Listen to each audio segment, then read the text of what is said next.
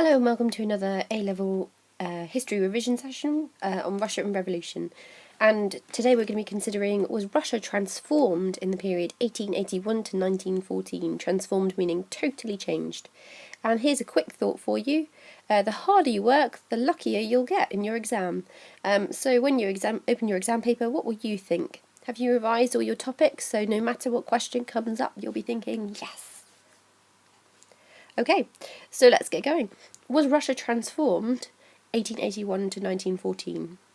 So this is more of on a scale. You're most likely to be asked this question where it says, to what extent was it transformed, or how far do you agree? So you need to consider as you're going along and you're planning your essay, do you think that it wasn't transformed at all, that it was partially transformed, that it was transformed to a great extent, or that Russia was completely transformed? Remember, transformed means totally changed from what it was before. So we're going to consider three particular areas for this question: political transformation, economic transformation, and social transformation. And for each area, you're going to decide whether you think that there was a transformation, no transformation, a partial one, it's transformed to an extent, or completely transformed. So let's start with political transformation then. Politically, in 1881, it's a complete autocracy. The Tsar has total control over what goes on in the country. By 1914, things had changed, so it's not that it wasn't transformed at all. There must have been some form of transformation, some change. Politically, things had changed. Some things stayed the same. There was censorship. So, for example, Alexander III in the 1880s had banned 14 newspapers. He'd censored them in order to help maintain his control over the media, so that he didn't have a repeat of the People's Will assassinating him like they had his father. He wanted to keep control over the newspapers. We've got Stolypin, 1906 to 1912, who also censored things. So he closed 1,000 newspapers and 600 trade unions. So politically, they are still controlling the forces that oppose the Tsar. They're stopping them from being able to speak freely about their opposition to the Tsar. However, this being said, there's a major change in the period 1881 to 1914, and that's the creation of the Dumas in 1905. So the October Manifesto, as a promise of a form of democracy, tried to put down the 1905 revolution and did so quite successfully. And we can see that this is definitely a reasonably big change, because the Dumas are a form of democracy. So this is a big step away from an autocracy where the Tsar has total control and the people don't really have any say in how the country is run.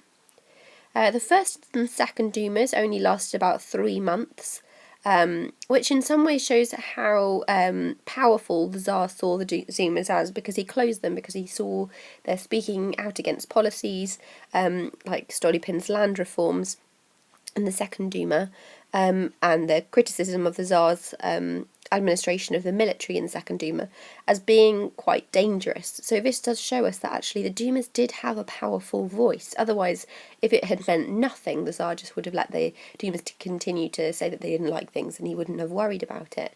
And the third and the fourth Dumas actually lasted a considerable period of time, the third Duma lasting for 5 years, and the fourth Duma lasting for 2 years. So the Dumas did have a say in what was going on. We've already mentioned the Dumas being able to criticise, for example, the Tsar's administration of the military. It meant that there was an opportunity for people to legitimately question the Tsar's methods, even though there was censorship at this time.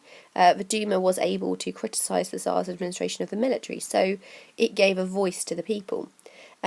Furthermore, the third Duma was quite successful. It developed national insurance for industry workers, so it was successful in passing some laws and helping people. And also the secret police were very involved in the fourth Duma, not actually within the Duma itself, but they were secretly there taking notes on what was happening, which shows it was a focus of public opinion and it was powerful, just in the same way that the first and second Dumas being closed after a short period of time proves that the voice of the Duma really was powerful, because they bothered to involve the secret police to check that things were going okay in the Dumas. Obviously, there were some restrictions to political change. The fundamental laws were passed in 1906, which stated that the Tsar ultimately had the power to say yes or no to laws. So still the Tsar had total control over whether or not laws were passed. And there were electoral reforms in 1907, which was when Stolypin was concerned about how much change the First and Second Dumas had wanted. For example, the Second Duma opposing Stolypin's land reforms, which although later on happened anyway, it was something that he didn't like, the fact that the peasants and industrial workers were having a say and that they were opposing some of the ideas that he had. So his electoral reforms in 1907 included the statement that basically if you had property then you could vote for the people in the Duma, if you didn't you couldn't, which meant that peasants and also industrial workers would not have access to vote for the Duma anymore, so only about 1 in 6 men would be able to vote in the country. So there were restrictions definitely on political change. Ultimately, the Tsar still had the final say over whether or not laws were passed, and after the First and Second Dumas by 1907, so only for 2 years they had it where all men could vote, they restricted to the electorate. However, that being said, I would argue that you can't say it wasn't transformed.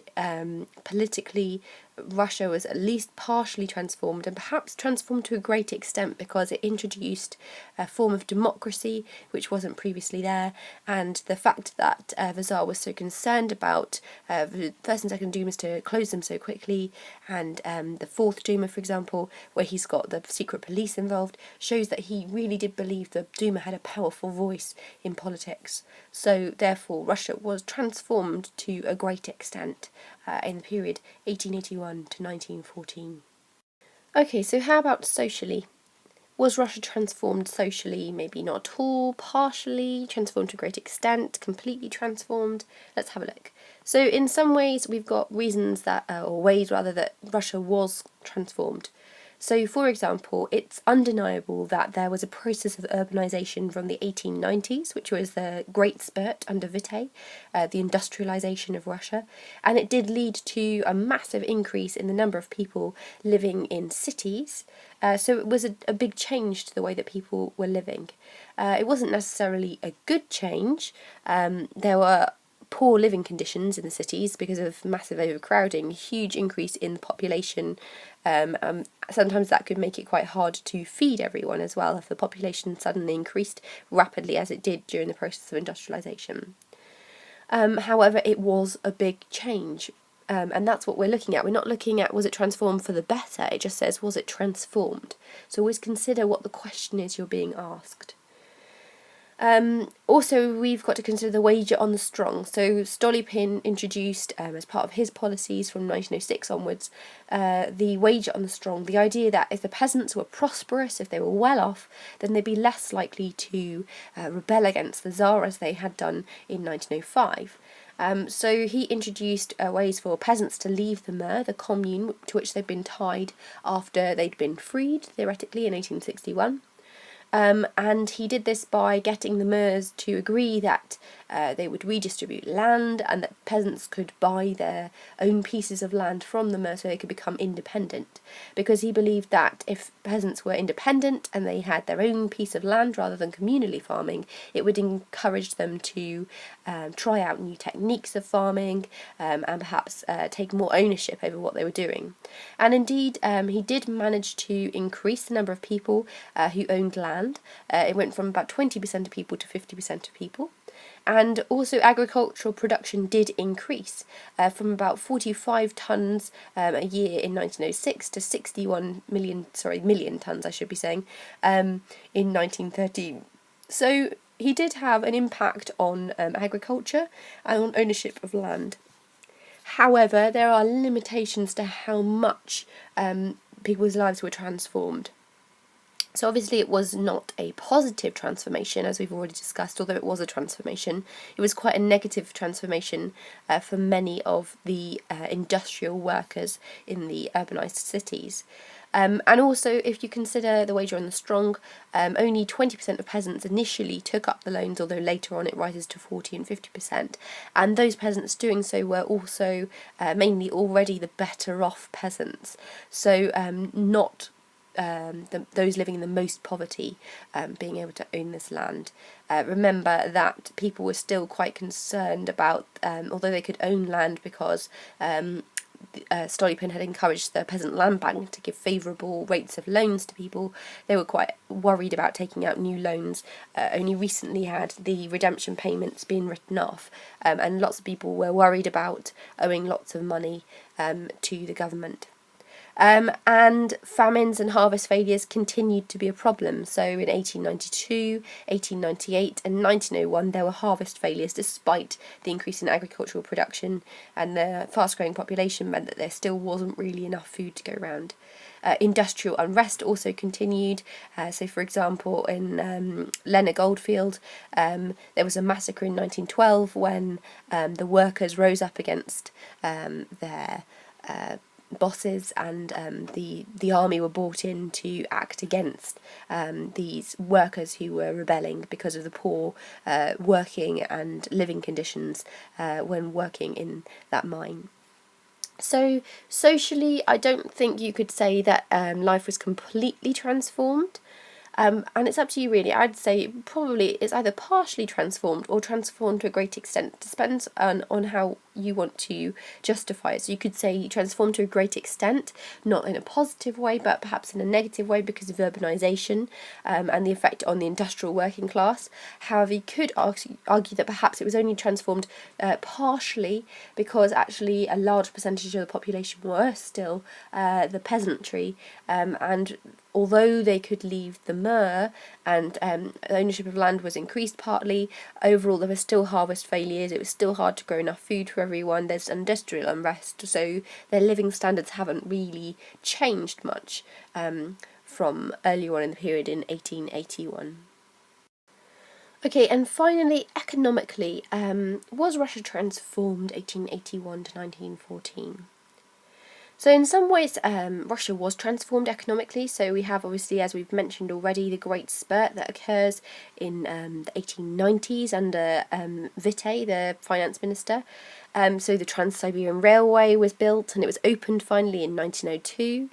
This was a massive change because it meant that there was easier access to different areas of the country, and although they had already been mining for raw materials, it meant it was much easier to encourage workers to move to areas like the Urals and the Black Earth region, so they could increase the amount that they were producing, and it was easier to transport the goods around the country and to sell them.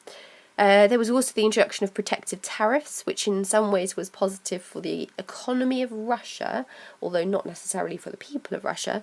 Protective tariffs were effectively like a tax put on any foreign goods, so it would mean that though foreign goods were always more expensive than Russian goods, so people would buy Russian goods over foreign goods, which meant that it increased the amount of Russian goods that were being bought in the country, although actually how much that actually transformed people's lives in Russia is questionable, because although it made Russia better off, protective tariffs were bad for peasants because it meant that cheap foreign goods were no longer affordable. So cheap foreign grain, for example, was no longer an option for them, which was really bad for them. It meant things weren't affordable. There's urbanization and an increase in the number of factories, as we mentioned already. This is a big change, as previously, in 1881, Russia wasn't really urbanized at all. Largely, the population was spread out. It was cottage industries, people doing things locally, very spread out across the country. Wood and wool industry and farming and agriculture were the main things. And the increase in factories and industrial workers in the country was definitely a partial transformation, a change in the nature of what Russia was producing. Although you could argue that they only invested in some areas, so they didn't invest in agriculture. Agriculture stayed the same, and hence they still continue to have problems with the output of harvests in the country. The annual production of raw materials increased, partially probably because of the Trans-Siberian Railway. So iron, for example, increased about 800% from 1880 to 1913. So it went from 0.4 tonnes to 4.12 tonnes. Oil increased from 0.5 tonnes to 9.1 tonnes, and so on. So there's a massive increase in the production of raw materials in the country, which was obviously good for their industry. And finally, also we've got the increase in foreign investment. Witte was particularly skillful at managing to get foreign countries to invest in Russia, which enabled urbanization because it meant that there was capital or money, if you like, spare, that they could invest in new factories. So, for example, in 1913, Russia was receiving roughly £424 million from France and £1,223 million from Britain in investment. As we mentioned, though, there are some limitations to how much Russia was economically transformed. The focus on this transformation was largely that if Russia could do better economically, they could invest the money back into their military. Remember, roughly 45% of the annual expenditure of the country went on the army.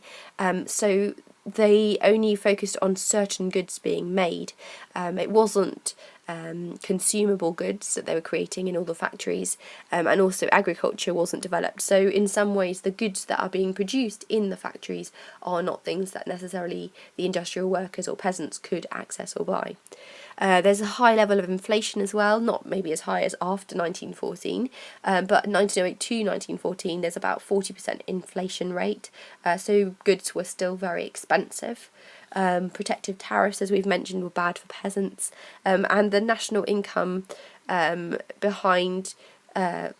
national income they were behind their European counterparts. So even though they had increased the amount that Russia was earning year on year, and they were exporting more than they were importing and therefore making money, they weren't making as much money as other European countries like France and Germany and Britain. Okay, so now it's your turn. You need to decide how much you believe that Russia was transformed in 1881 to 1914. So do you think it wasn't transformed at all? It's unlikely. Partially transformed, there were some changes, but it was very limited.